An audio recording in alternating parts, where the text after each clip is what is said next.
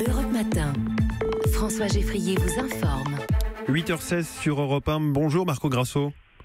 Bonjour à vous. Vous êtes journaliste à Gênes pour le journal Il Secolo di Cianove et merci à vous d'être avec nous en direct sur Europe 1. Le bilan de ce qui s'est passé hier à Gênes est incertain. On parle d'une trentaine de morts, 31, peut-être 35 selon certaines sources. Qu'est-ce que l'on sait ce matin ? Bien. Il y a toujours des gens qui ne sont pas trouvés. Et la chose qui c'est certain que le bilan va augmenter. Les opérations de recherche de survivants avec des chiens vont se dérouler encore de longues heures. Est-ce qu'on sait combien de temps ça peut prendre encore ? Ça peut prendre plus de jours. Le problème, c'est qu'il y a des gens qui sont pas retrouvés encore, qui probablement se sont dans des voitures. Et les recherches sont très difficiles et aussi hier ont été très difficiles aussi pour le temps, pour la pluie. Et bon, on n'a pas des nouvelles retrouvements, mais les espoirs avec le temps sont toujours moins. Bien sûr. Bonjour Massimo Nava. Bonjour. Vous êtes également avec nous en direct, éditorialiste en France pour le journal italien Corriere della Sera. Plusieurs pays ont proposé de l'aide, dont la France. Est-ce qu'il est encore temps d'envoyer des moyens supplémentaires pour soulager les services de secours italiens ? Oui, c'est toujours nécessaire, surtout dans la recherche d'éventuels survivants. On est comme dans un tremblement de terre parce que il y a des tonnes et tonnes de béton à dégager. Et donc, l'espoir qu'il y a des survivants, c'est toujours là. Mais en fait, c'est très difficile d'imaginer encore des survivants. Le problème sera aussi de reconstruire le plus vite possible quelque chose qui est fondamental pour l'économie de la ville, pour le trafic aussi international, parce que tous les marchandises qui passent par la côte de Ventimiglia vers l'est et vers le nord passent de là. Et ça, c'est une des causes plus importantes de la tragédie. Parce que Gênes, c'est l'un des poumons industriels de l'Italie. De façon très concrète, cette destruction de cette autoroute, ça va avoir quelles conséquences pour cette ville de Gênes ? Mais vous pouvez imaginer, l'aéroport c'est presque isolé, la ville s'est coupée en deux et cette autoroute c'est une autoroute fondamentale parce que comme je disais, les marchandises passent là-bas et c'est aussi une des causes de la tragédie parce que vous pouvez imaginer que dans les années 60-70 on parlait de plus ou moins 6 millions de poids lourds et voitures qui passaient sous les ponts. Aujourd'hui, on est à 28. Donc, c'est le poids et l'énorme augmentation du trafic qui a causé cette tragédie sous une structure qui, déjà, au début, était en discussion. On ne peut pas aussi oublier ça, parce que beaucoup de techniciens ont fait beaucoup de déclarations. Et il y a aussi une responsabilité des gouvernements précédents et des gouvernements actuels, parce que il y a un retard infrastructurel et culturel en Italie, et c'est pas seulement la question des Gênes, c'est une question infrastructurelle de tous les pays. C'est pas la première fois qu'un pont se coule, qu'un chemin de fer se coule, que des autoroutes se coulent. On a partout. Et c'est pas seulement la fatalité ou la fragilité du territoire ou le tremblement de terre ou la conformation géologique du territoire. On a parlé d'un effondrement structurel, Marco Grasso, ça veut dire que ce pont devait tomber un jour ou l'autre ? À mon avis, c'est pas seulement une défaillance structurelle, mais aussi, comme dit Massimo Nava, c'est une défaillance morale, civile et politique de ce pays. En fait, mon journal, ça fait 10 ans que écrit que ce pont, c'est un pont malade.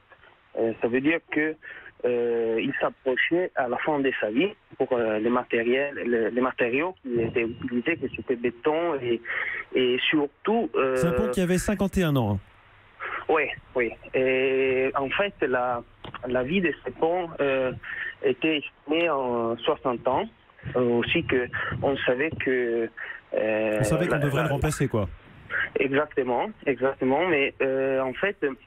Et il avait aussi eu des rénovations, mais c'est bien de dire que ce pont a 3 câbles d'acier, et un de ces 3 câbles avait été objet d'une rénovation, et les autres 2, il attendait une rénovation, mais évidemment ça a été trop tard. Aussi que le problème c'est le premier problème, c'est de comprendre qu'est-ce qui n'a pas fonctionné dans le processus de contrôle et manutention.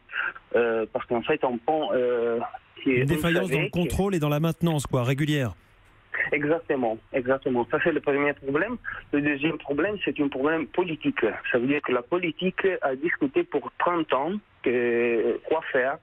Ils ont cherché des alternatives, mais les partis ils n'ont pris de responsabilités sur les alternatives à la viabilité.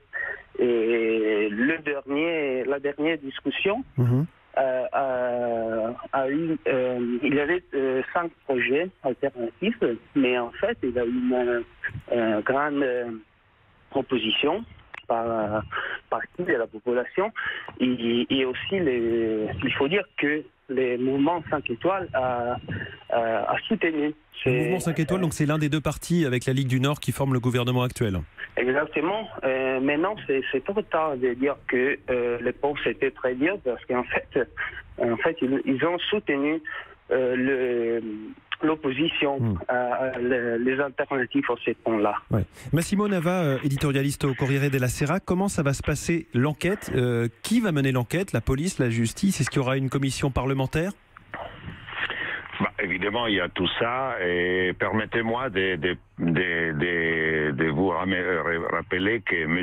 Grillo, le leader du mouvement 5 étoiles, c'est un homme de Gênes. Donc, c'est l'image culturelle de l'Italie d'aujourd'hui qui a toujours bloqué tous les projets de modernisation du pays. C'est le mouvement 5 étoiles, c'est aujourd'hui le principal oppositeur à le projet Turin-Lyon. Projet Lyon-Turin, projet de tunnel ferroviaire ou autoroutier. Exactement. Donc, c'est tout un problème d'un pays qui a donné à l'histoire de l'humanité les meilleurs architectes et les meilleurs ingénieurs de l'histoire, et qui aujourd'hui s'est enfermé dans le déclinisme culturel et bureaucratique aussi, qui a systématiquement bloqué tous les projets de rénovation, y compris ce point. Pour les responsabilités, évidemment, aujourd'hui, la polémique politique, c'est la chasse à l'homme, non? Oui, Matteo Salvini, le ministre de l'Intérieur, veut donner les noms des responsables. On donnera à l'opinion publique quelques responsables, quelques techniciens de l'autoroute de Gênes, plutôt que quelques fonctionnaires du système d'autoroute. Ce que j'entends, c'est que vous pensez qu'on va donner des boucs émissaires et pas forcément le fait qu'il y ait une responsabilité collective politique. Évidemment. Il y a sûrement quelques fonctionnaires qui ont commis des faux ou de légèreté pour les contrôles. Il y aura seulement quelques petites responsabilités, mais il y a une responsabilité politique déjà qui remonte, comme disait mon collègue, avant 20 ou 30 ans. Ce pont était déjà condamné il y a plusieurs années. Il y a des rapports scientifiques de l'Université de Gênes, de l'Université de Rome, des collèges d'ingénieurs qui disaient que ce pont, c'est presque à sa fin de vie. Marco Grasso. Par exemple, déjà la responsabilité, par exemple, de bloquer ou limiter le trafic de poids lourds était déjà une décision ultra nécessaire. Il fallait prendre. Marco Grasso, est-ce qu'on a une idée de l'état des infrastructures comme ce pont? Combien sont vétustes et sont dangereuses? Ça, c'est une préoccupation c'est très fort, parce qu'en fait, il y a beaucoup de ponts qui sont construits dans les années 60 en Italie parce que, en fait, l'Italie était dans un moment de grand développement, de modernisation, mais aujourd'hui, cette modernisation, c'est très vieille. Et les pays, comme disait Massimo Nava, les pays aujourd'hui, c'est dans un moment politique très difficile parce qu'en fait, il faudrait moderniser, il faudrait intervenir sur la sécurité des routes, des autoroutes, mais en fait, il y a beaucoup d'oppositions et un déclin culturel et politique. Les estimes parlent de 30 000 ponts, et ça c'est une estime du Une estimation de 3 000 ponts qui seraient dangereux. 30 000. 30 000 ponts en Italie qui sont à risque. Et en fait, c'est vraiment triste de sentir les gouvernements qui aujourd'hui, dans ces moments-là, dans le moment du désastre, promis à la population un contrôle sur cette autoroute, parce qu'en fait, la population croit que le contrôle, c'est la normalité. On va devoir s'arrêter là. Merci beaucoup Marco Grasso. Je rappelle que vous êtes journaliste à Gênes pour le journal Il Secolo di Cianove. Et merci à vous Massimo Nava, éditorialiste au Corriere della Sera. Merci à vous deux d'avoir été en direct sur Europe 1. Europe.